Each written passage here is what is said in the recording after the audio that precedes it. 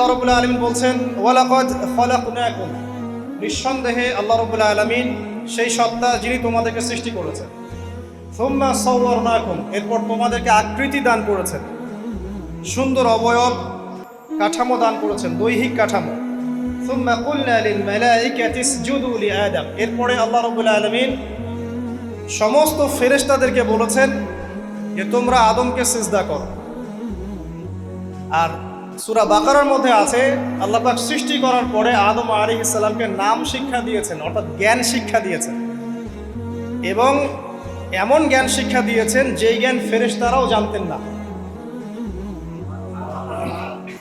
আল্লাহ পাক ফেরেশতাদেরকে বলেছিলেন যে তোমরা এই নামগুলো বলে দাও দেখি, যদি তোমরা সত্যবাদী হয়ে থাকো।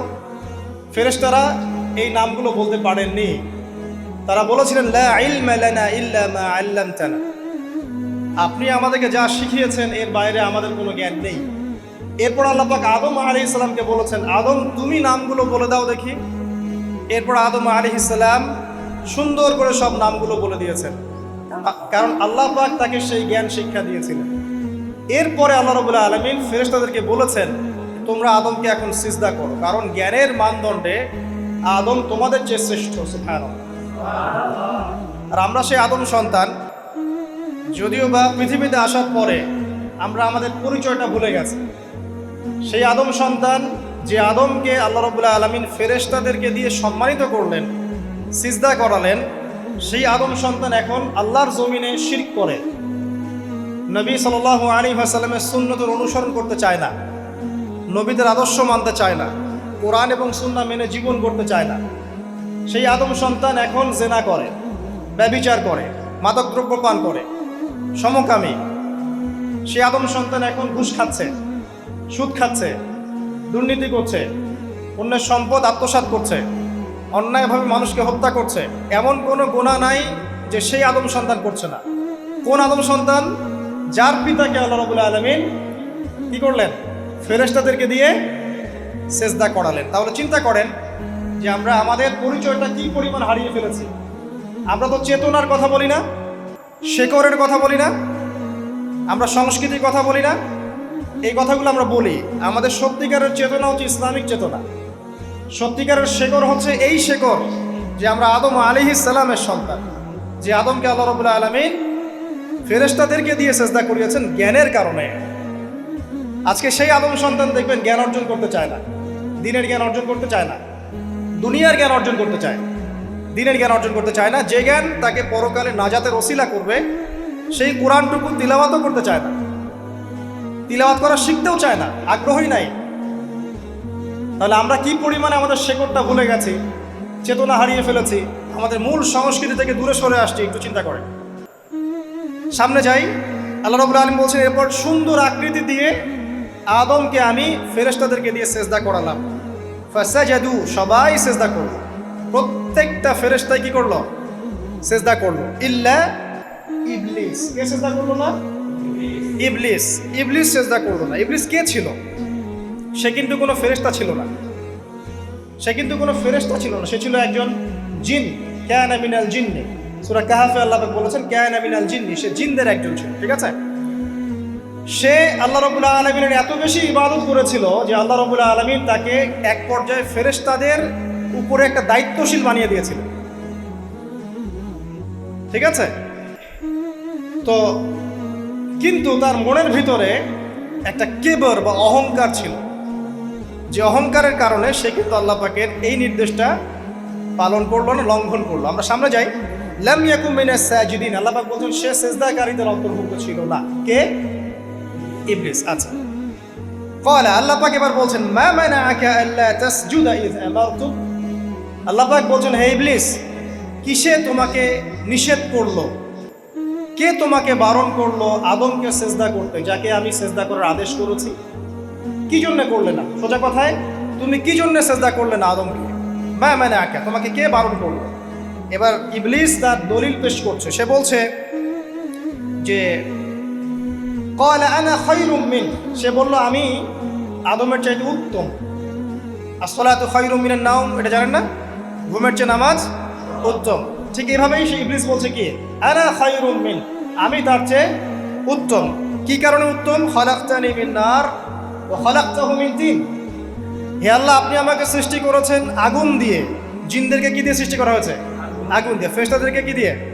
নূর দিয়ে। তাহলে এখানে প্রমাণ হলো যে ইবলিস কিন্তু ফেরেশতা নয়। আমাকে সৃষ্টি করেছেন আগুন দিয়ে। ওয়া খলাকতাহু মিন তিন, এবং আদমকে সৃষ্টি করেছেন তিন মানে কাদামাটি দিয়ে। তার মানে আগুন কাদামাটির চেয়ে সুপিরিয়র, বেশি মর্যাদা সম্পন্ন, ওর মানে কে আছে আর কি। এই কারণে সে সিজদা করল না। এবার আল্লাহ রাব্বুল আলামিন বলছেন, ক্বালা ফাহবিত মিনহা, ইবলিস এখান থেকে নেমে যাও। এটা কোন জায়গা? একদম মহাকাশের উপরে না, নাকি পৃথিবীতে? এটা সাত আসমানের উপরের ঘটনা। ইতিহাস শুরু হয়েছে মহাবিশ্বে। মানুষের অস্তিত্বও ছিল না, এমন একটা সময় চলে গেছে। মহাবিশ্বে কোটি কোটি বছর চলে গেছে যখন মানুষ বলতে কিছু ছিল না। ছিল না। অনেক পরে মানুষকে সৃষ্টি করা হয়েছে। এখন দুনিয়াতে মানুষের চলাচল দেখলে মনে হয় মহাবিশ্বে সে একাই আছে, আর কেউ নাই, তাই না? আচ্ছা, এটা দলিল কোরআনে আছে। সূরা দাহার 1 নম্বর আয়াত পড়ে দেখবেন, হাল আতা আলাল ইনসান হাইনুম মিনাদ দাহরি লাম ইয়াকুন শাইআম মাযকুরা। আল্লাহ পাক বলছেন, মানুষের উপরে এমন সময় চলে গেছে যে মানুষ কোনো আলোচ্য বিষয় ছিল না, উল্লেখযোগ্য কোনো বিষয় ছিল না। তো সভ্যতার শুরুর ঘটনা হচ্ছে এটা, মানে মানব সভ্যতার একদম শুরুর শেকড়ের ঘটনা হচ্ছে এটা। একদম শুরুর চেতনা, শুরুর সংস্কৃতি শুরু হচ্ছে এখান থেকে। এবার ইবলিস বলছে, আমি সিজদা করব না, বিকজ আমি তার চেয়ে সুপিরিয়র। আপনি তাকে সৃষ্টি করেছেন মাটি দিয়ে, আমাকে সৃষ্টি করেছেন আগুন দিয়ে, আমি তাকে সিজদা করব না। সে আল্লাহ পাকের আদেশ লঙ্ঘনই করলো না, বরং আল্লাহকে উল্টা একটা যুক্তি দেখালো যে আপনি ভুল, আমি ঠিক। নাউজুবিল্লাহ, আপনি আমাকে আদমকে সিজদা করতে বলছেন, এটাই ভুল, বরং উচিত হচ্ছে ও আমাকে সিজদা করবে। নাউজুবিল্লাহ। তো সে কিন্তু আবা ওয়াস্তাকবার, সে উদ্ধত হলো এবং অহংকারও প্রদর্শন করলো। আল্লাহ পাক বলছেন, ক্বালা ফাহবিত মিনহা, এখন এখান থেকে নেমে যাও। এই জান্নাতি বলেন আর ওই ঊর্ধ্ব জগতই বলেন, সেখান থেকে তোমরা নেমে যাও, তুমি নেমে যাও। ফামা ইয়াকুনু লাকা আন তাতাকাব্বারা ফিহা, এখানে দাঁড়িয়ে তুমি অহংকার করবে এই অধিকার তোমাকে দেওয়া হয় নাই। সোজা কথা, আল্লাহ পাক বলছেন এখানে দাঁড়িয়ে তুমি অহংকার করবে এই অধিকার তোমাকে দেওয়া হয়নি। আল্লাহ পাক অহংকারীকে পছন্দ করেন? অহংকারীদেরকে আল্লাহ পাক কিয়ামতের মাঠে পিঁপড়ার মতো উঠাবেন।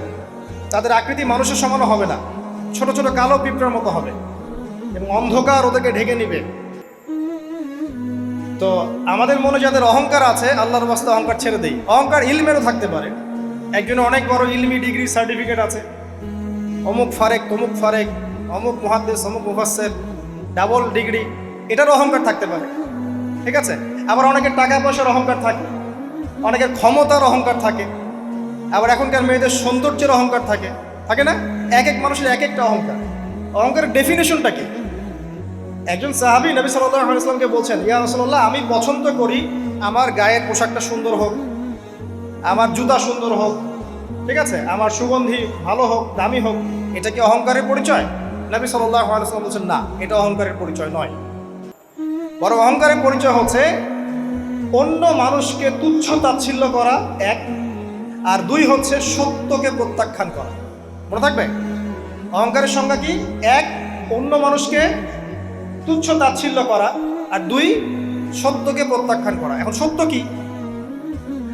আইনস্টাইনের থিওরি সত্য, নাকি পিথাগোরাসের উপপাদ্যই সত্য, নাকি আমাদের পশ্চিমারা যে সেকুলারিজম, কমিউনিজম, ডেমোক্রেসি ইত্যাদি ইত্যাদি, ন্যাশনালিজম, এগুলো দিয়ে দিয়েছে মতবাদগুলো, এগুলোই চূড়ান্ত সত্য? সায়েন্সই কি চূড়ান্ত সত্য? চূড়ান্ত সত্যটা কি আসলে? এক কথায় সূরা কাহফের 29 নম্বর আয়াতে সত্যের সংজ্ঞা আছে। কত নম্বর আয়াতে? সূরা কাহফের 29 নম্বর আয়াতে আল্লাহ পাক বলেন, ওয়াকুলিল হাক্কু মির রাব্বিকুম, হে নবী আপনি বলে দিন সত্য সেটাই, ন্যায় অন্যায়ের চূড়ান্ত মানদণ্ড সেটাই, হক বাতিলের চূড়ান্ত মানদণ্ড সেটাই। কোনটা? যেটা তোমার রবের পক্ষ থেকে নাজিল হয়েছে। আমাকে বলেন যে রবের পক্ষ থেকে কি নাজিল হয়েছে? একসময় তাওরাত নাজিল হয়েছিল না? ওটাই হক ছিল। ওই সময় কি ছিল? সেটাই হক ছিল। জাবুর ওই সময়ের কি ছিল? হক। ইনজিল ওই সময়ের হক ছিল। এখন কি আছে আমাদের কাছে? কোরআন, এবং এর ব্যাখ্যা হচ্ছে হাদিস। কিয়ামত পর্যন্ত কি অন্য কোনো শরীয়ত আসবে? অন্য কোনো নবী আসবে? কেউ যদি বলে যে অমুকে নবী হবে, সে কি মুসলিম না কাফের? তাহলে কোনো সন্দেহ আছে? যদি কেউ দাবি করে যে মুহাম্মদ সাল্লাল্লাহু আলাইহি ওয়াসাল্লাম শেষ নবী নন, আরো নবী আসতে পারে, নাউজুবিল্লাহ, এবং এই কুফরি আকীদায় বিশ্বাসীকে কেউ যদি কাফের মনে না করে, সেও কাফের হয়ে যেতে পারে। বুঝতে পারছেন? আসেন, তো অহংকারের সংজ্ঞাটা আমরা জেনে নিলাম যে সত্যকে প্রত্যাখ্যান করা, আল্লাহর ওহীকে প্রত্যাখ্যান করা, মানে কোরআন এবং সুন্নাহ থেকে সরে আসা, এটাকে মিথ্যা মনে করা, বা অন্য কোনো মতবাদকে কোরআন সুন্নাহর সমকক্ষ মনে করলেও কুফরি হয়ে যাবে। এরকম মনে করে অন্য একটা মতদর্শ, একটা দর্শন, একটা ফিলোসফিক্যাল থট বা একটা স্কুল অফ থট কোরআন সুন্নাহর চেয়ে ভালো নয় কিন্তু কোরআন সুন্নাহর সমমানের, এটাও যদি কেউ মনে করে, কাফের। কথা কি বুঝতে পারছেন? এটা হচ্ছে অ্যাবসলিউট ট্রুথ, মানে এটা সত্যের একদম সর্বোচ্চ স্টেজ, এর উপরে আর কিছু নাই। ভুলে গেছিলেন ভাই? আচ্ছা, এবার আসেন, আমরা অহংকারের সংজ্ঞা জানলাম, সত্যের সংজ্ঞাও জানলাম। এখানে ইবলিস কি করছে? সে অহংকার প্রদর্শন করছে। সে আল্লাহকে বলছে আপনি ভুল, আমি ঠিক। আদমকে সে তুচ্ছ তাচ্ছিল্য করলো এবং সত্যকে প্রত্যাখ্যান করলো, দুটোই কিন্তু ইবলিস করলো এখানে। আসেন, আল্লাহ পাক বলছেন ফাখরুজ, এখান থেকে বের হয়ে যাও হতভাগ। ফাখরুজ মানে উখরুজ মানে বের হও, অতএব ফাখরুজ, এখান থেকে বের হয়ে যাও। ইন্নাকা মিনাস সাগিরিন, তোমার অহংকার করার কোনো সুযোগ নেই এখানে, তুমি তো ছোট পুত্র। ইন্নাকা মিনাস সাগিরিন, সাগির মানে কি? তুমি এখান থেকে, তুমি বের হয়ে যাও এখান থেকে, তুমি একজন ক্ষুদ্র সত্তা, তোমার এখানে অহংকার করার কিছু নাই। কলা, এবার ইবলিস বলছে, এই জায়গাগুলো খুব ভালো করে শোনেন, আমাদের লেকচারের আসল জায়গায় কিন্তু যাবে। যদি আড়াইটা পর্যন্ত লেকচার নিয়ে কোনো সমস্যা আছে? আচ্ছা, তাহলে বসে থাকেন, খাওয়া দাওয়া করে আসছেন তো? আচ্ছা, কলা, এবার ইবলিস বলছে আনজিরনি, শোনেন, ইবলিস বলছে আনজিরনি, হে আল্লাহ আমাকে অবকাশ দিন। কি বলছে? আমাকে অবকাশ দিন। ইলা ইয়াউমি ইউবআসুন, যেই দিন আপনি কিয়ামত ঘটাবেন, যেই দিন সবাইকে পুনরুত্থিত করবেন, ওই দিন পর্যন্ত আমাকে অবকাশ দিন। সূরা বাকারায় আছে, অন্য সূরা আছে, রব্বি আনজিরনি ইলা ইয়াউমি ইউবআসুন। ইবলিস বলছে হে আমার রব। কি বলছে ইবলিস? হে আমার রব। ইবলিস কি তাহলে আস্তিক না নাস্তিক? কথা বলেন, ইবলিস কি আস্তিক না নাস্তিক? আস্তিক। ইবলিস বলছে যে ইয়া রব্বি, রব্বি হে আমার রব, হে আমার প্রতিপালক। আল্লাহকে ইবলিস বলছে হে আমার প্রতিপালক, আনজিরনি আমাকে অবকাশ দিন, ইলা ইয়াউমি ইউবআসুন, কিয়ামত দিবস পর্যন্ত, বা যেদিন আপনি পুরো মানব জাতিকে উঠাবেন কবর থেকে, আবার ওই দিন পর্যন্ত আমাকে অবকাশ দিন। তার মানে কিয়ামত যে হবে এটা নতুন করে লেখা হয় নাই, সভ্যতায় হিস্ট্রির শুরু থেকেই কিয়ামত ছিল। কথা বুঝতে পারছেন? ফেরেশতারাও জানতেন যে একদিন মহাবিশ্ব ধ্বংস হয়ে যাবে। যখন পৃথিবীতে মানুষকে পাঠানো হয়নি তার আগেই ফেরেশতারা জানতেন, আল্লাহ পাকের ইলমে ছিল এবং তিনি এটা ফয়সালা করে দিয়েছিলেন যে একদিন এই পুরো মহাবিশ্বই ধ্বংস হয়ে যাবে। ইবলিস আগে থেকে জানতো যে কিয়ামত হবে, এই জন্য সে বলছে আমাকে কিয়ামত পর্যন্ত অবকাশ দিন। আল্লাহ পাক এবার কি বলছেন দেখেন, ইবলিস আল্লাহর কাছে চাইলো, আল্লাহ পাক তাও তাকে ফেরত দিলেন না। আর আমরা আল্লাহর কাছে চাইতে এখন হতাশা হয়ে যায় না, দোয়া করতে থাকি আর বলি যে আমার দোয়া তো কবুল হচ্ছে না। আর ইবলিস একটা জিনিস চাইলো, আল্লাহ পাক বললেন ক্বালা ইন্নাকা মিনাল মুনজারিন, যাও তুমি অবকাশপ্রাপ্তদের একজন, তোমাকে অবকাশ দেয়া হলো। এক কথায় তোমার দোয়া কবুল করা হয়েছে, তোমার অবকাশ তোমাকে দেয়া হলো, কারণ আল্লাহ পাক এটা পরীক্ষা করবেন ইবলিসকে দিয়ে, মানব জাতিকে। ক্বালা, এবার ইবলিসের চ্যালেঞ্জ শোনেন, এটাই আমাদের আজকের লেকচারের মূল পয়েন্ট। এই জায়গা থেকে ইবলিস চ্যালেঞ্জ করছে। কি চ্যালেঞ্জ করছে? ফাবিমা আগওয়াইতানি, হে আল্লাহ আপনি যে কারণে আমাকে বিচ্যুত করলেন, আমি আমার যে কৃতকর্মের কারণে আপনার রহমত থেকে বঞ্চিত হয়ে গেলাম, ঠিক আছে, লাআকুদান্না লাহুম সিরাতাকাল মুস্তাকিম, আমি সেই আদমের এবং আদমের সন্তানের সরল পথে ওত পেতে বসে থাকব। কথাটা ভালো করে বোঝেন। ইবলিস চ্যালেঞ্জ করলো কাকে? আল্লাহকে। যে কারণে আল্লাহ আপনি আমাকে বহিষ্কার করলেন, এখন আমি কি করব? আমি এই আদম সন্তানের সরল পথে, আপনাকে পাওয়ার এই পথে, পথের আনাচে কানাচে আমি ওত পেতে বসে থাকব। কি জন্য বসে থাকব?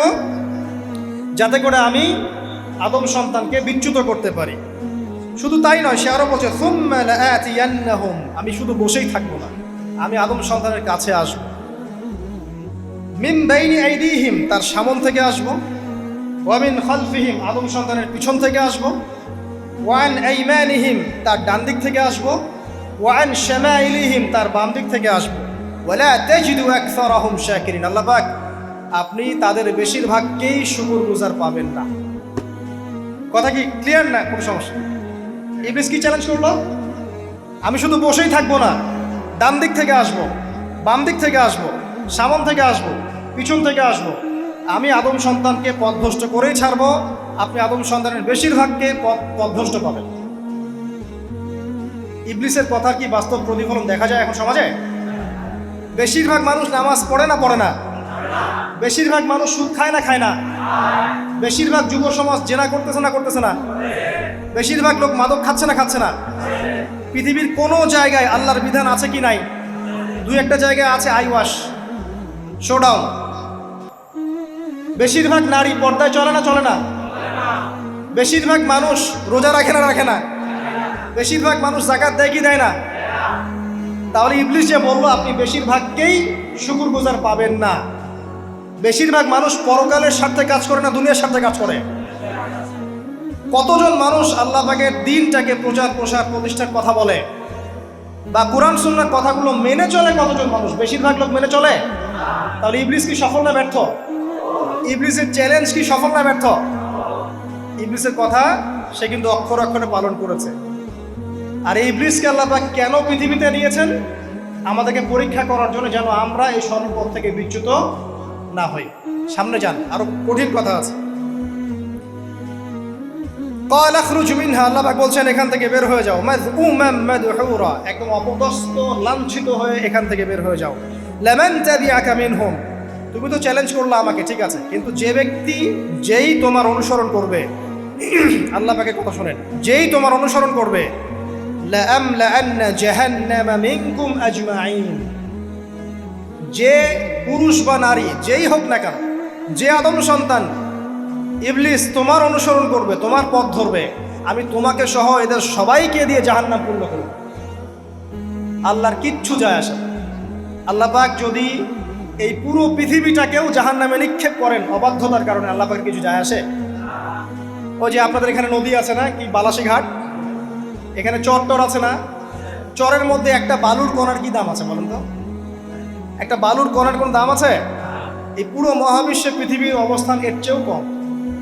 তো পুরো পৃথিবীর মানুষ যদি আল্লাহর অবাধ্য হয়, আল্লাহ পাক যদি পুরো দুনিয়াটাকে ধ্বংস করে দেন, জাহান্নামে নিক্ষেপ করেন, আল্লাহ পাকের কিছু যায় আসবে কিনা? এবার আসেন, এখান থেকে আমরা বুঝতে পারলাম যে ইবলিস একটা তৃতীয় সত্তা।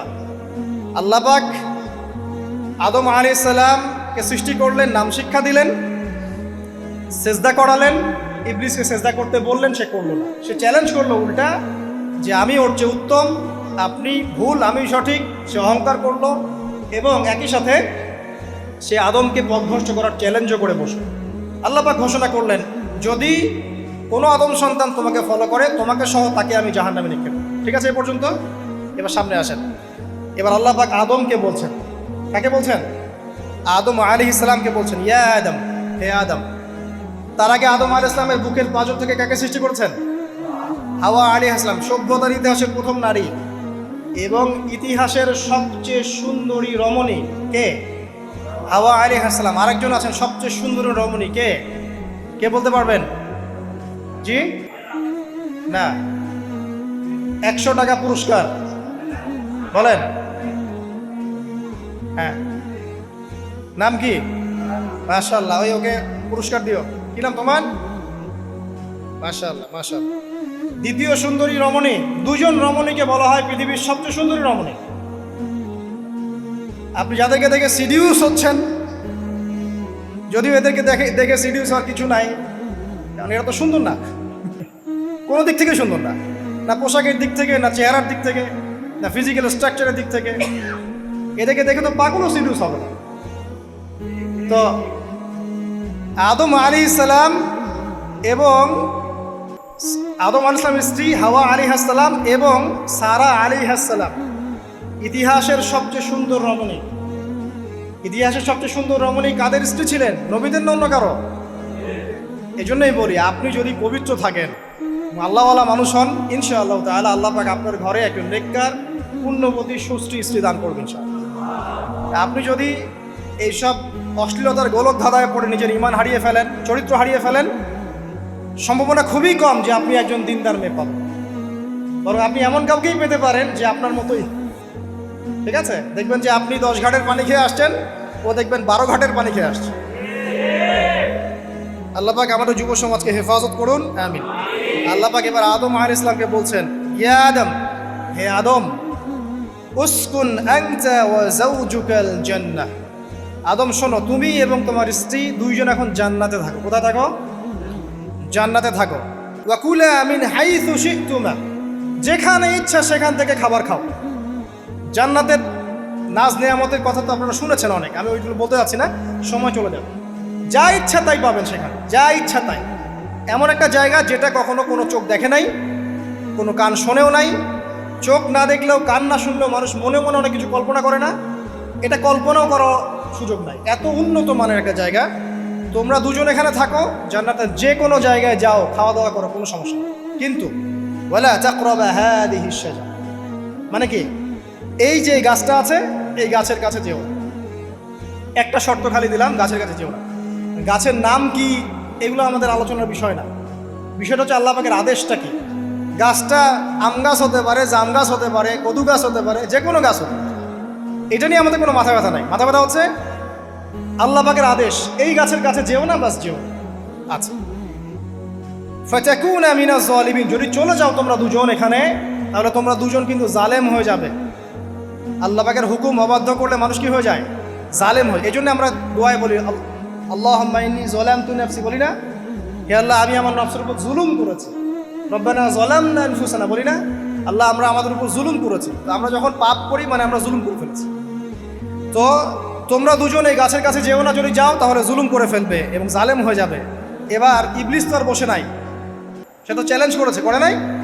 আচ্ছা, এবার ইবলিস কি করছে? ফাওয়াসওয়াসা লাহুমা শাইতান, এবং ইবলিস এবার এদের দুজনকে ওয়াসওয়াসা প্রদান করতে শুরু করলো। ইবলিস কি করলো?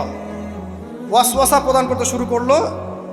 ওয়াসওয়াসাটা এমন ছিল যে, হাল আদুল্লুকা আলা শাজারাতিল খুলদি ওয়া মুলকিন লা ইয়াবলা।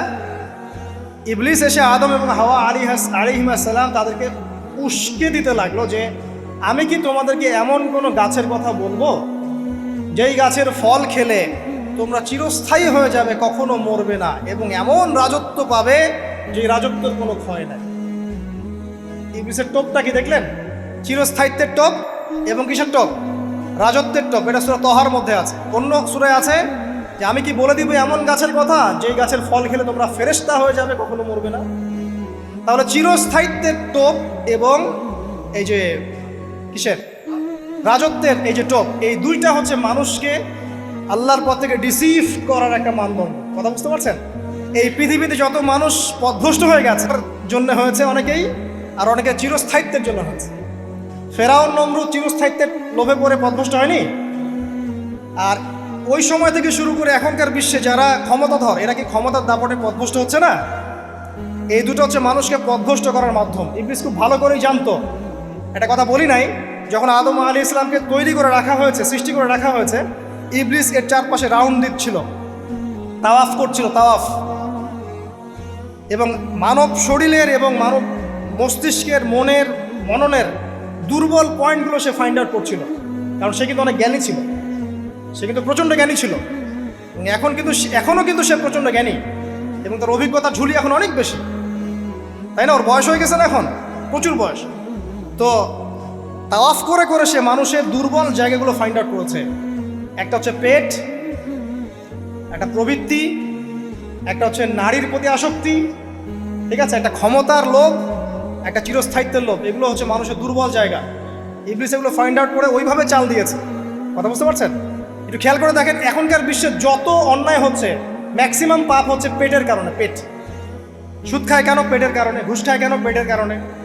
ইভেন যে এখন জেনা করছে, ওদেরকে তো এখন যৌনকর্মী বলতে হয়, তাই না? সম্মান দিয়ে কথা বলতে হয়। তো যৌনকর্মী যারা, তারাও দেখবেন পেটের কারণেই করছে, পেটের কারণে। তারপর দেখবেন মানুষের সম্পদ আত্মসাৎ, ওই যে ছেলে মেয়ে বাল বাচ্চার জন্য। পেট মানে মূল জিনিসটা কি? পেট। এবং চিরস্থায়িত্ব, ক্ষমতার দাপট আর প্রবৃত্তির দাসত্ব, এগুলো হচ্ছে মানুষের সবচেয়ে দুর্বল পয়েন্ট। দেখবেন ম্যাক্সিমাম পাপ হচ্ছে মেয়েদের কারণে।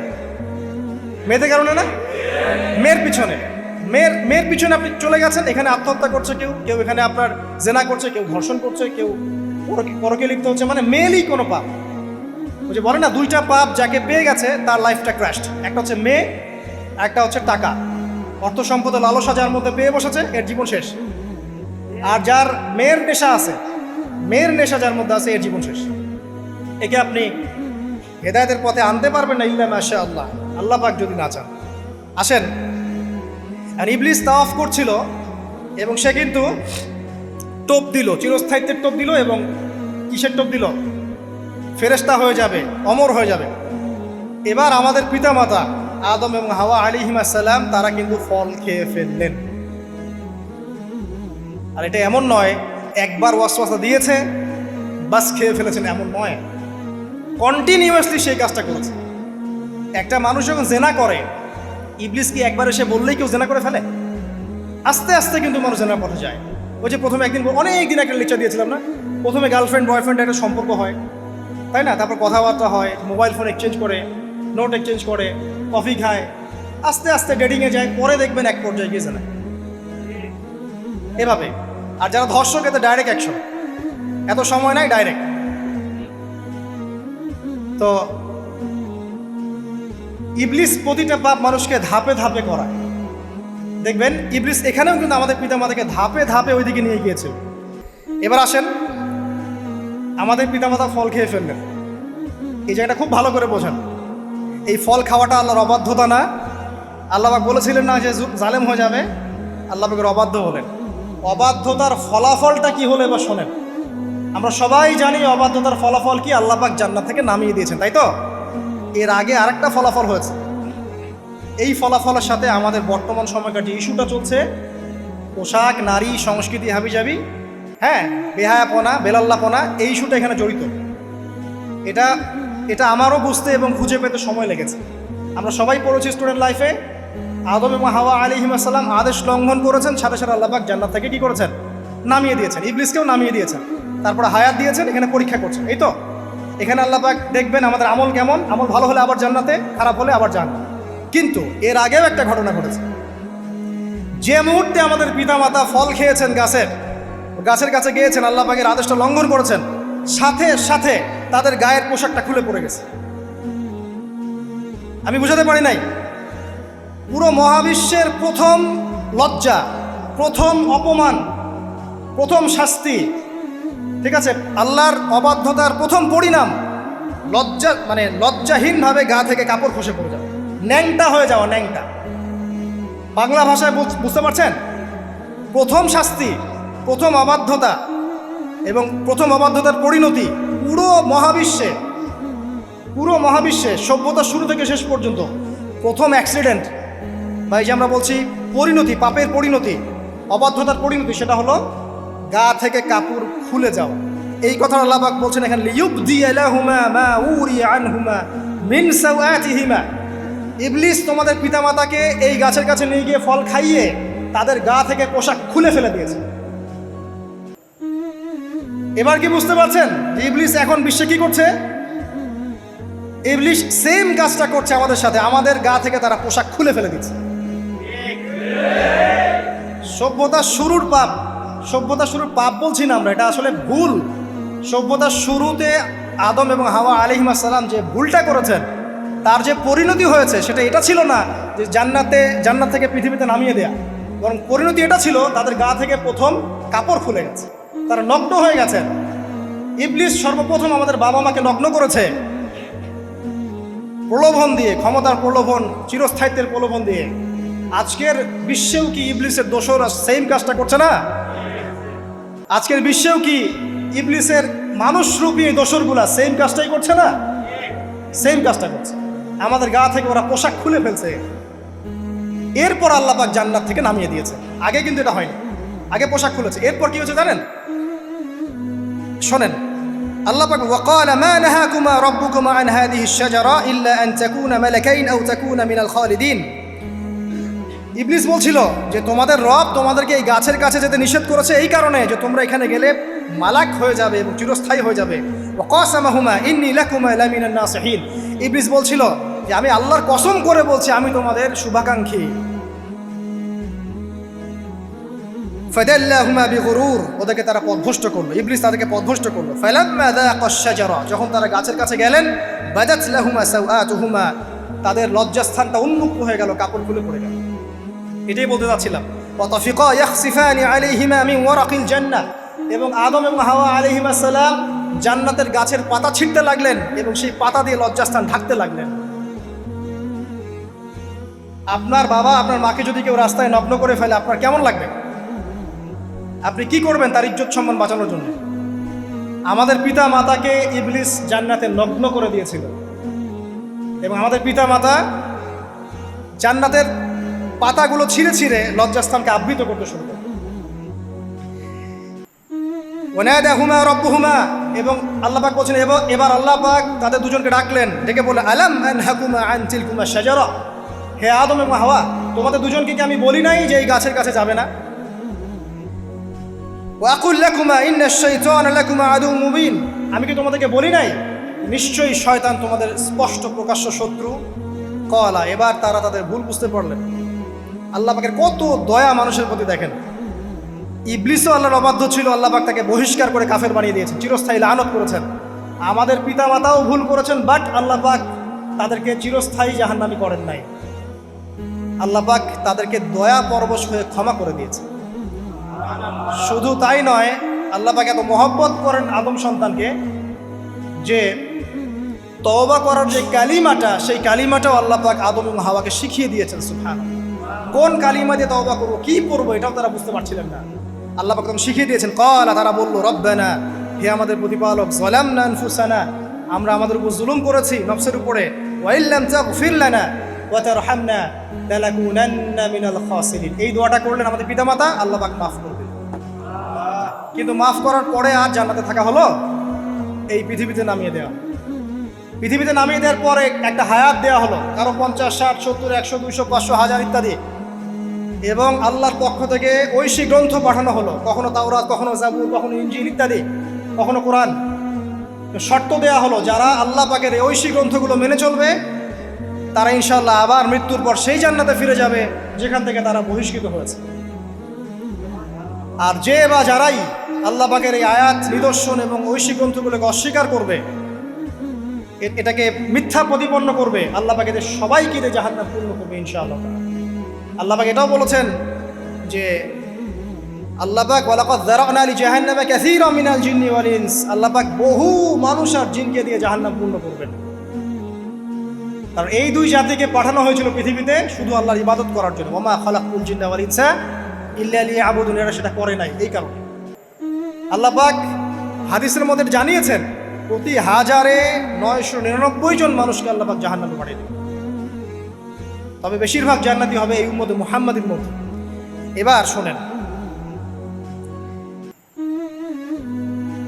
আমাদের পিতামাতার এই পরিণতির পর আল্লাহ পাক যখন আমাদেরকে পৃথিবীতে পাঠালেন, আল্লাহ পাক আমাদেরকে নগ্ন করে পৃথিবীতে রাখেন নাই। সুবহানাল্লাহ, আল্লাহ পাক আসমান থেকে লিবাস পাঠিয়েছেন। এই যে সমাজ বিজ্ঞানের বইগুলোতে লেখা আছে না, মানুষ আগে নগ্ন ছিল, গাছের ছালপাতা পরে থাকতো, তারপরে বন্যপ্রাণী শিকার করতো, গুহায় গুহায় থাকতো, বোগাস, মিথ্যা, বাজে কথাগুলো, একদম টোটাল মিথ্যা কথাগুলো।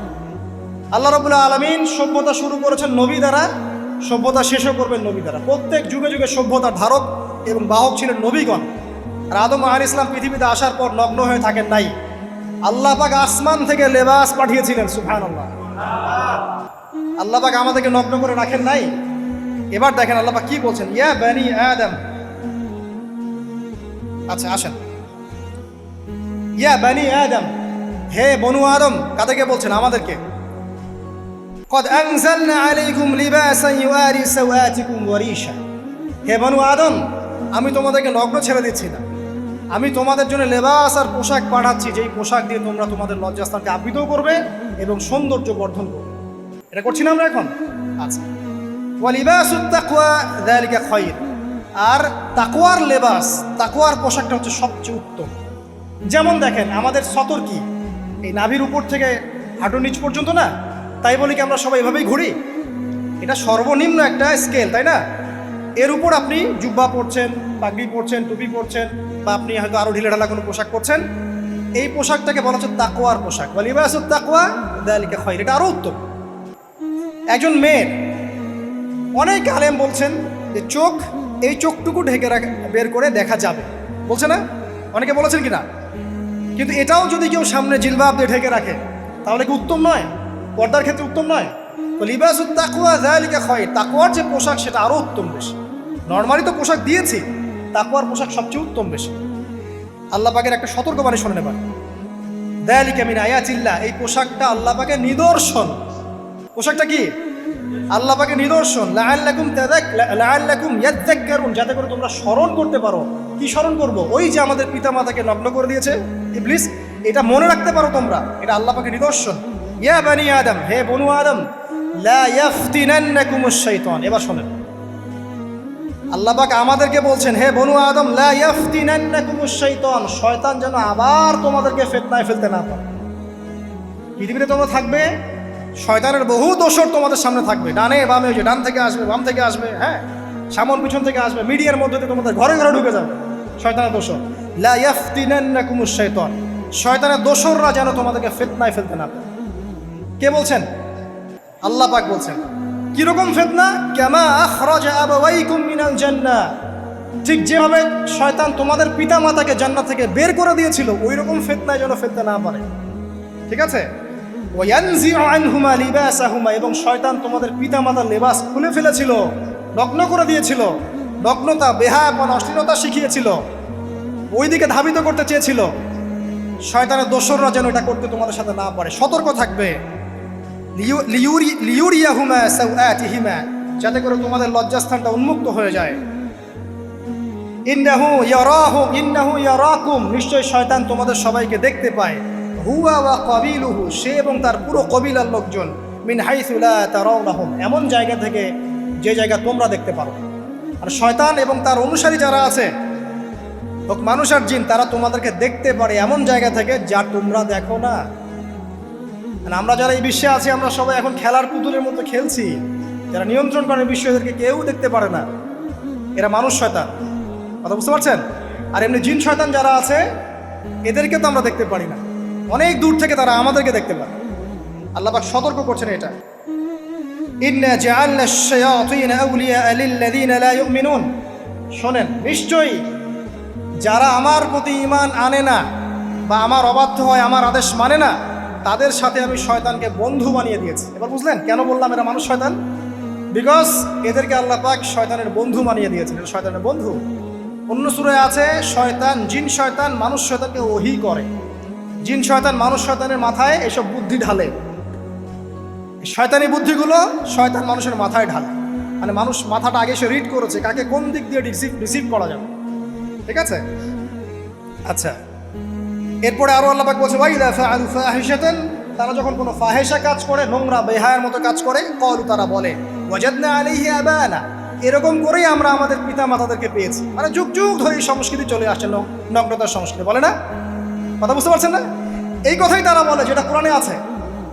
আল্লাহ পাক বলছেন, ক্বালু ওয়াজাদনা আলাইহি আবানা, তারা বলে আমাদের পিতৃপুরুষদেরকে আমরা হাজার বছর থেকে দেখেছি এইভাবেই ড্রেস আপ করতে, এমনি ব্লাউজ ছাড়া শাড়ি পরতে দেখেছি, এমনি দেখেছি পেট বের করে চলতে, এমনি দেখেছি এই শর্ট কামিজ পরে চলতে, নগ্ন হয়ে চলতে। এখন তো বিকিনি সংস্কৃতি আসে, এবং এটা মুভমেন্ট চলছে, মানে মানুষের দেহ থেকে কাপড় খুলে ফেলার মুভমেন্ট, আন্দোলন শুরু হচ্ছে।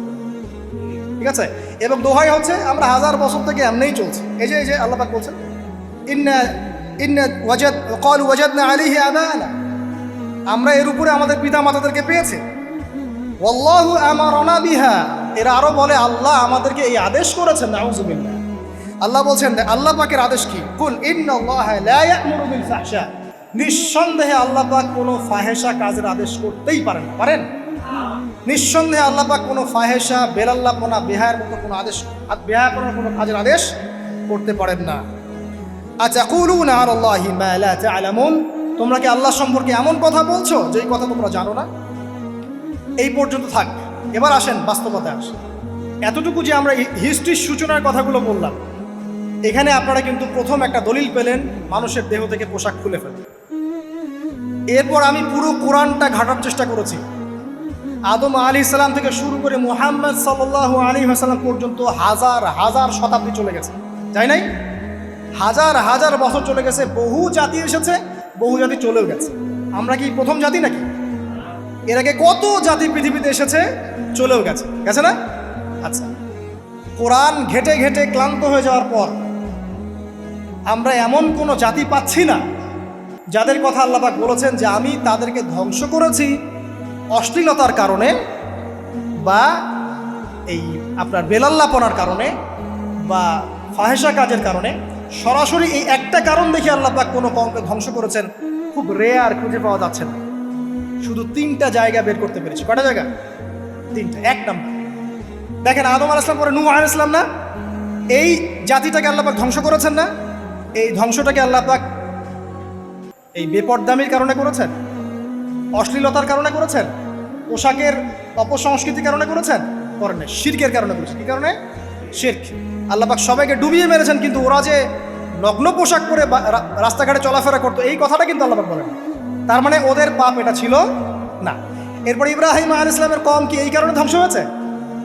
অশ্লীলতার কারণে ধ্বংস হয়েছে? বেহায়াপনার কারণে ধ্বংস হয়েছে? নগ্নতার সংস্কৃতির অপচর্চার কারণে ধ্বংস হয়েছে? না, শিরকের কারণে। আদ জাতি এই কারণে? না। সামুদ জাতি এই কারণে? না। একটা জাতি পাওয়া যায়, তার নাম কওমে লূত। কি নাম? কওমে লূত। এই লূত কওম ছিল সমকামী। তারা মেয়েদের সাথে বিবাহ বন্ধনে আবদ্ধ হতো না, বরং ছেলেদের ছেলে ছেলে জেনা করতো না। এই একটা জাতি পাচ্ছি ইতিহাসে যারা অশ্লীলতার কারণে, ফাহেসা কাজের কারণে, সমকামিতার কারণে, নোংরামির কারণে আল্লাহ পাক পুরো উপরে উঠিয়ে নিচে নামিয়ে ধসিয়ে দিয়েছে। এই একটা জাতি পেলাম। আর একটা জাতি পাওয়া যায়, তার নাম হচ্ছে বানু ইসরাইল। কি নাম? বানু ইসরাইল। আল্লাহ রাসূল সাল্লাল্লাহু আলাইহি ওয়াসাল্লাম বলছেন যে তোমরা দুনিয়া থেকে বেঁচে থাকো এবং নারীর ফিতনা থেকে বেঁচে থাকো। কারণ বানু ইসরাইল মানে মূসা আলাইহিস সালামের যে কওম ছিল, এই কওমের মধ্যে প্রথম ফিতনা দেখা দিয়েছিল মেয়েদের ব্যাপারে। এই একটা পেলাম যে মেয়েদের কারণে, বেহায়াপনার কারণে, অশ্লীল পোশাকের কারণে, নগ্নতার কারণে একটা সভ্যতাকে আল্লাহ পাক শাস্তি দিয়েছে। 2টা পাওয়া গেল, ঠিক আছে? 1 2, একটা লূত, একটা হচ্ছে বানু ইসরাইল, ঠিক আছে? আর একটা পাওয়া যায় এটা জোর করে, সেটা হলো নবী মুহাম্মদ সাল্লাল্লাহু আলাইহি ওয়াসাল্লাম নবী হওয়ার ঠিক আগের সময়টা, যেটাকে আমরা কি বলি আইয়ামে জাহিলিয়াত। ওই সময়ে মেয়েদের জেনাটা ব্যাপক ছিল, ব্যভিচারটা ব্যাপক ছিল, পরকীয়াও ছিল, বৈবাহিক তেমন কোনো অধিকার ছিল না। এমনও হতো যে একটা মেয়ের সাথে 8-10 জন পুরুষ সহবাস করত, করার পরে সেই মেয়ে যখন গর্ভবতী হতো, তার বাচ্চা প্রসব করার পর সেই মেয়ে 10 জনকে ডেকে দাঁড় করাতো, দাঁড় করিয়ে বলতো যে অমুকে হচ্ছে আমার এই বাচ্চার বাপ, তারপরে এর সাথে বিয়ে হতো। চিন্তা করতে পারেন? তো নারীদের যে বৈষয়িক অধিকার, ধর্মীয় অধিকার, আপনার পোশাকের অধিকার, শালীনতার অধিকার, সম্পত্তির অধিকার এগুলো ছিল না ওই সময়। এই একটা সভ্যতা পাওয়া যাচ্ছে। তাহলে 3টা আমরা বের করতে পারলাম। কথা ঠিক আছে? আচ্ছা, এবার আসেন এই 3টা সভ্যতার পর নবী সাল্লাল্লাহু আলাইহি ওয়াসাল্লাম যখন নবী হলেন, তখন তিনি সমস্ত অশ্লীলতার শেকড়টাকে উপরে ফেলে দিলেন। সভ্যতার ইতিহাস থেকে শুরু করে আমরা যত জাতির ধ্বংস দেখছি, এই ধ্বংসগুলো শিরকের কারণে হয়েছে, কুফুরির কারণে হয়েছে, অবাধ্যতার কারণে হয়েছে। মাত্র কয়েকটা জাতির ক্ষেত্রে অশ্লীলতা, বেহায়াপনা, আপনার ফাহেসা কাজ, এগুলোর রিজন দেখানো হয়েছে। তো এ থেকে একটা বিষয় প্রমাণ করা যায়, এই কথাটা ভালো করে বোঝেন। এ থেকে একটা বিষয় প্রমাণ করা যায় যে যত সভ্যতা ধ্বংস হয়ে গেছে, ওই সভ্যতার মানুষরা আর যাই করুক না কেন, তাদের পোশাক আশাক ঠিকঠাক ছিল। কথা বুঝতে পারছেন না? যত সভ্যতা ধ্বংস হয়ে গেছে, আদ, সামুদ, নূহ, ফেরাউন, ঠিক আছে, যত সভ্যতা ধ্বংস হয়ে গেছে, তাদের আর যত পাপী থাক, হয়তো কেউ অহংকারী ছিল, কেউ কুফরি করেছে, কেউ শিরিক করেছে, হ্যাঁ, কেউ সন্তানদেরকে হত্যা করেছে, কেউ মানুষ হত্যা করেছে, কেউ জুলুম করেছে, কেউ অহংকার করেছে ইত্যাদি, কিন্তু তাদের পোশাক আশাক শতাব্দীর পর শতাব্দী ঠিকঠাকই ছিল। এটা নিয়ে আল্লাহ পাক কোরআনে খুব বেশি কথা বলেন না। তার মানে বোঝা যায় যে এটা রিমার্কেবল কোনো কথা বলার বিষয় ছিল না, আল্লাহ পাক বলেন। অর্থাৎ যুগ যুগ ধরে মানুষের শালীনতার পোশাকটা ঠিকই ছিল, কারণ মানুষ জানতো যে তাদের পিতামাতাকে আল্লাহ পাক, তাদের পিতামাতাকে ইবলিস নগ্ন করে দিয়েছিল জান্নাতে। এই কথাটা মানুষের মাথার মধ্যে ছিলই, এবং বিভিন্ন ধর্মগ্রন্থে এটার অস্তিত্ব আছে। আপনি শুধু ইসলাম না, অন্য যে কোনো ধর্মগ্রন্থ ঘাটেন, হিন্দু ধর্মগ্রন্থ ঘাটেন, সেখানে দেখবেন বলা হচ্ছে যেন মেয়েরা পর্দায় থাকে। দেখেন পরে দেখেন বেদের মধ্যে এটা আছে, আমি গতকালকেও স্টাডি করছি। এবং খ্রিস্টান ধর্মগ্রন্থ পড়েন, সেখানে দেখবেন লেখা আছে ওদের যে ওল্ড নিউ টেস্টামেন্টে আছে, দেখবেন যে যারা মাথার চুল দেখিয়ে বেড়ায় তাদের শাস্তির কথা বলা হয় যে চুল যেন কেটে দেওয়া, ওদের ধর্মগ্রন্থে আছে। যারা জিউস, যারা পুরো বিশ্ব মুসলিমদেরকে অত্যাচার করে থাকে, এদের ধর্মগ্রন্থেও পর্যন্ত আছে যে যখন ইসহাক আসছিলেন, একজন নারী জিজ্ঞাসা করলেন কে আসছেন, তার ভৃত্য বললেন যে আমার প্রভু আসছেন। তখন তিনি নেমে নিজে একটা ঢিলাঢালা পোশাক করলেন, তারপর সামনে গেলেন।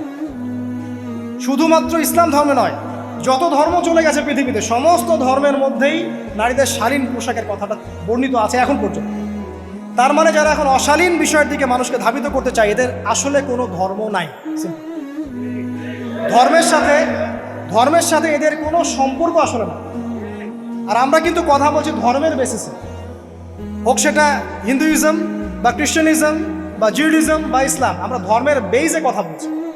এখন যদি কেউ বলে ধর্মতাত্ত্বিক কথাবার্তা দিয়ে এসবে দলিল দিবেন না, তাহলে তার সাথে একটা ডিবেট হবে আল্লাহ আছেন কি নাই। যদি আমরা ডিবেটে জয়লাভ করি হ্যাঁ আল্লাহ বলে একজন আছেন, তাহলে আল্লাহ পাকের বিধান কোনটা, এখন চলমান সর্বশেষ বিধান কোনটা, এটাতে আসতে হবে ডিবেট।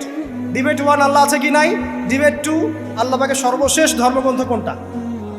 এই তো এই দুইটাতে আমরা যদি জয়লাভ করি, এবং ইনশাল্লাহ আমরা সেটা করবো, এটাতে আমাদের কেউ ঠেকাতে পারবেন ইনশাল্লাহ, এটাই সত্য, তাহলে মানুষের উপর ওয়াজিব হয়ে যাবে এটার উপর আমল করা।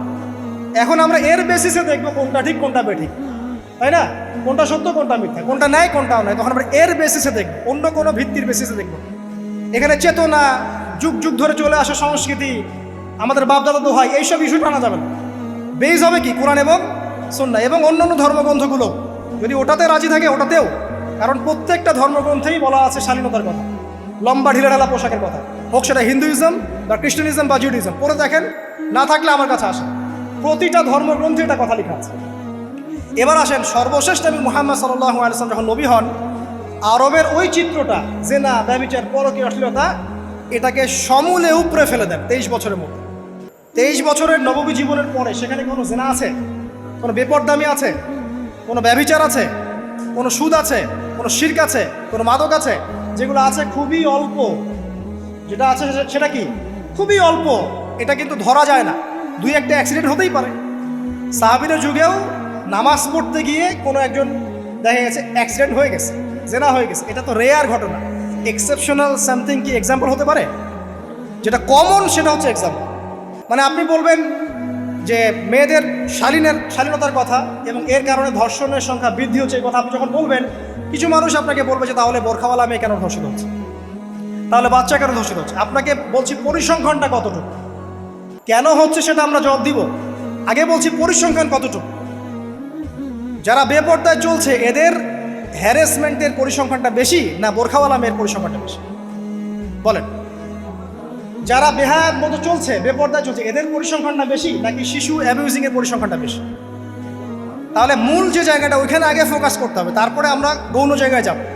এবং এই জায়গাটাতে আমরা দলিল বা প্রমাণ হিসেবে পেশ করব মানুষের রুচিবোধের পরিবর্তন, মানসিকতার পরিবর্তন এবং পাশবিক একটা প্রবৃত্তির দাসত্ব। এটা কীভাবে হচ্ছে? এটা পর্নোগ্রাফির কারণে হচ্ছে, এটা পর্নোগ্রাফির কারণে হচ্ছে, মিডিয়ার কারণে হচ্ছে, অবাধ ফ্রি মিক্সিংয়ের কারণে হচ্ছে, যৌন সুশ্রুরির কারণে হচ্ছে, এবং যৌনতাকে সহজলভ্য করে দেওয়ার কারণে এই দুর্ঘটনাগুলো ঘটছে।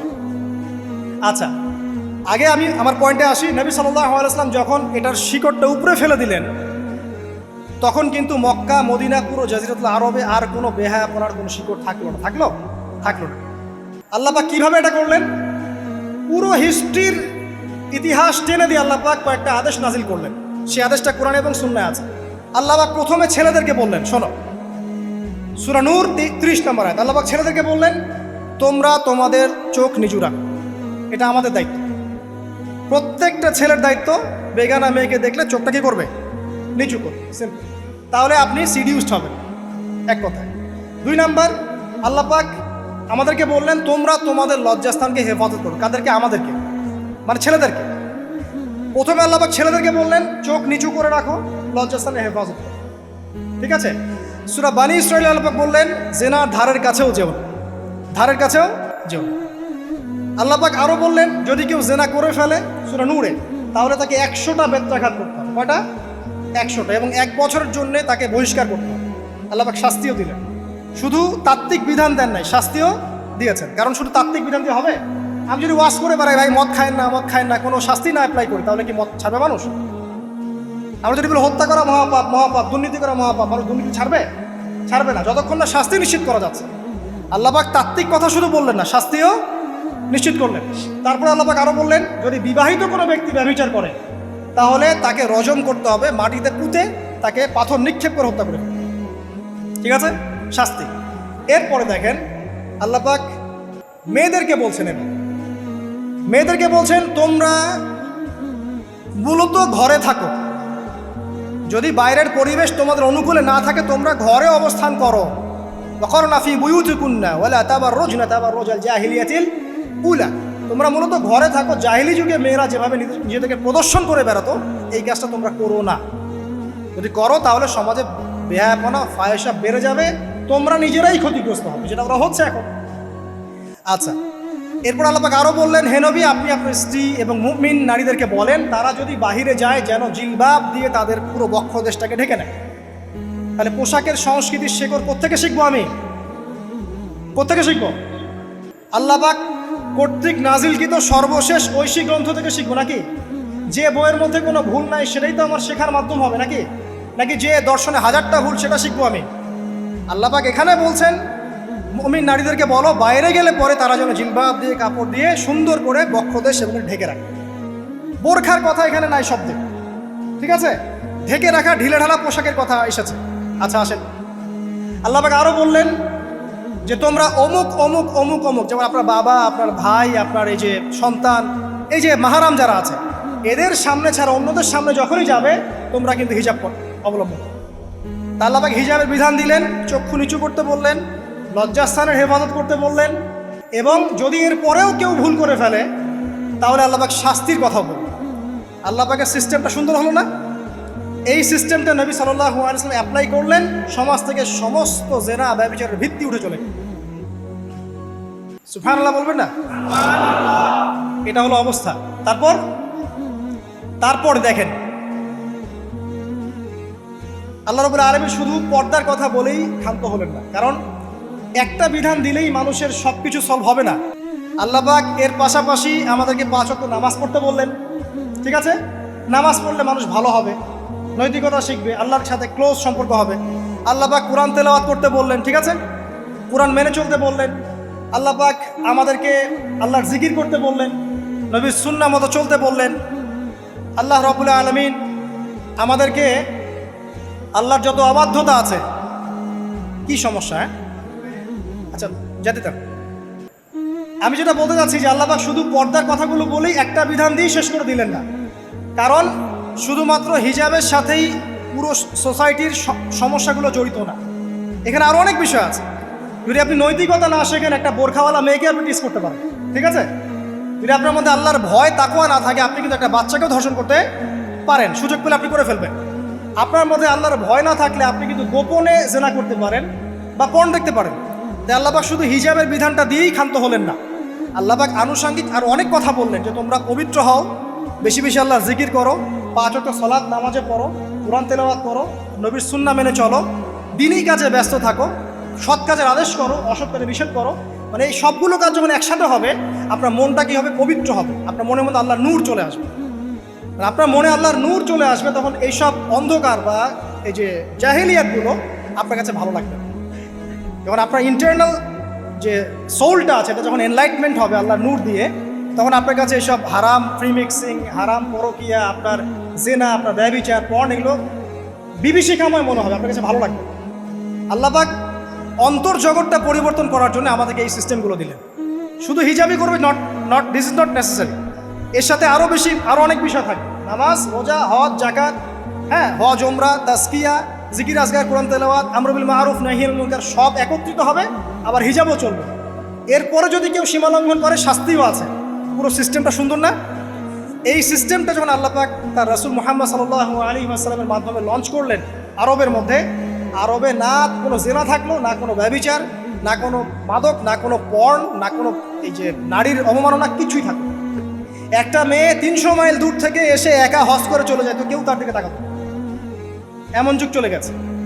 মহিলা সাহাবী রণকৌশল মানে যুদ্ধের বর্ম পরে উহুদে যুদ্ধ করেছেন, কেউ তার দিকে তাকায়নি, তাকিয়েছে? তাকায়নি। এখন ওই যুগটা আপনি দেখেন, রাসূল সাল্লাল্লাহু আলাইহি ওয়াসাল্লামের যুগ, আবু বকর সিদ্দিক, ওমর ইবনুল খাত্তাব, ওসমান আলী, এই খুলাফায়ে রাশিদার স্বর্ণ যুগটাকে আপনি দেখেন।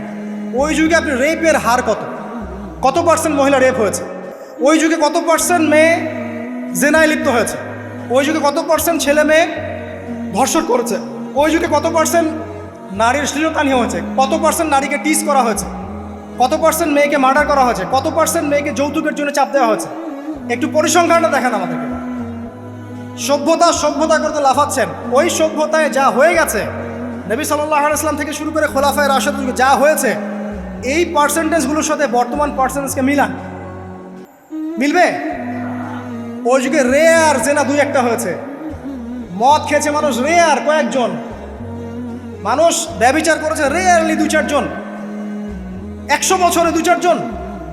ওই যুগে দেখবেন মানুষ পরকীয়ার নামই জানতো না, সমকামিতা কি জিনিস মানুষ জানতোই না, শর্ট পোশাক বিকিনি সংস্কৃতি কি মানুষ জানতো না, ঠিক আছে? আনকভার ইউ, এই যে মুভমেন্ট চলছে, এগুলোর মানে কি মানুষ জানতো না, জানতো? ওই যুগে কি মুসলিমরা পিছিয়ে ছিল? জ্ঞান বলেন, বিজ্ঞান বলেন, অর্থনীতি বলেন, রাজনীতি বলেন, সমরনীতি বলেন, অস্ত্রশস্ত্র বলেন, কোনো সেক্টরে কি মুসলিমরা তখন পিছিয়ে ছিল কিনা? উত্তর দেন, পিছিয়ে ছিল না। তাহলে স্বর্ণযুগ আমরা কোনটাকে বলবো? এই বর্তমান দাজ্জালীয় সভ্যতাকে স্বর্ণযুগ বলবো, নাকি খোলাফায়ে রাশিদার এবং নবী সাল্লাল্লাহু আলাইহি ওয়াসাল্লাম রেখে যাওয়া যুগটাকে স্বর্ণযুগ বলবো? তাহলে ওই যুগ যদি স্বর্ণযুগ হয়, তাহলে ওই যুগের সুন্নাহ এ যুগে অ্যাপ্লাই করতে হবে না? তাহলে ওই যুগের সমস্যা যেমন দূর হয়েছে, এই যুগের সমস্যা দূর হবে না? এই সহজ বাংলা কথাটা বললে কি আমরা মৌলবাদী হয়ে যাব? এই সহজ বাংলা কথা বুঝতে গিয়ে কি আমি ধর্মান্ধ হয়ে যাব, ব্যাকডেটেড হয়ে যাব? এই কথাটা আমরা বলতে এখন সাহস পাই না। কি কারণ? সভ্যতার ইতিহাস ঘেটে দেখেন, ওই সভ্যতাই ছিল জ্ঞানে, শিল্পে, অস্ত্রে, প্রযুক্তিতে, অর্থনীতিতে মুসলিমরা একদম স্বর্ণ শিখর। কোনো একজন মুসলিমকে হত্যা করার কেউ সাহস করেছিল? একজন মুসলিম নারীকে ধর্ষণ করার কেউ সাহস করেছে? একজন মুসলিম শিশুকে কেউ বোম মেরে হত্যা করেছিল? আজকে বিশ্বের দিকে আপনি তাকিয়ে দেখেন, শত শত নারী ধর্ষিত হচ্ছে, শত শত বোমা মেরে আমাদের বাচ্চাদেরকে হত্যা করা হচ্ছে, মুসলিমদেরকে পুরো ডমিনেট করা হচ্ছে। আজকে রাজনৈতিক নিয়ন্ত্রণ, অর্থনৈতিক নিয়ন্ত্রণ, পলিটিক্যাল, আপনার সোশ্যাল মিডিয়া, প্রযুক্তি যা আছে সব নিয়ন্ত্রণ পশ্চিমাদের হাতে, সমস্ত নিয়ন্ত্রণ করে হাতে। এই যে পালাবদল হলো সময়ে, এটা কেন হলো? বিকজ 1 নাম্বার ইস্যু হচ্ছে আমরা কোরআন এবং সুন্নাহ থেকে দূরে সরে আসছি। 2 নাম্বার, আমরা শয়তানের সেই ধোকায় পড়ে গেছি, যে ধোকা থেকে আমরা বেরোতে পারিনি, আল্লাহ পাক সতর্ক থাকতে বলেছিলেন। 3 নাম্বার, আমরা ইলম চর্চা ছেড়ে দিয়েছি। 4 নাম্বার, হক কথা বলাও ছেড়ে দিয়েছে। 5 নাম্বার, সৎ কাজের আদেশ, অসৎ কাজের নিষেধ ঠিকঠাক মতো হচ্ছে না। 6 নাম্বার, দেখেন আমরা জানি যারা আমল ঠিক মতো করছি না। 7 নাম্বার, আমরা বক ধার্মিক হয়েছে, বক ধার্মিক, খালি নামাজ, রোজা, হজ, জাকাত আর তসবির মধ্যে ইসলাম, বাকি কোনো জায়গায় ইসলাম নাই, কোনো জায়গায় ইসলাম নাই। সমস্যা এগুলা দেখবেন, পরিবারের কাঠামো ভেঙে যাচ্ছে। আমরা কোরআন সুন্নাহকে হাতে নিয়ে ওয়ার্ল্ডকে চ্যালেঞ্জ করতে পারি নাই, ডিল করতে পারি নাই। এবং পশ্চিমা এবং অন্যান্য সভ্যতার যে নোংরা মতাদর্শগুলো আছে, এগুলোকে ঢালাওভাবে আমরা গ্রহণ করেছি, এবং আস্তে আস্তে আস্তে আস্তে পুরো মুসলিম বিশ্বে এগুলো ছড়িয়ে গেছে। এখন আপনি পেপার পত্রিকা খুললে দেখবেন 4টা 5টা 10টা ধর্ষণ, এই মেয়ে রেপ, এই মেয়ে ডাকাতি, ওইখানে হত্যা, এখানে যৌতুক, এখানে অমুক তমুক, সুদ, ঘুষ, জেনা, ব্যভিচার, নিত্য নৈমিত্তিক ব্যাপার। কারো এগুলো নিয়ে কোনো মাথা ব্যথাও নাই, এগুলো খুব সিম্পল সাধারণ ব্যাপার এখন আমাদের কাছে।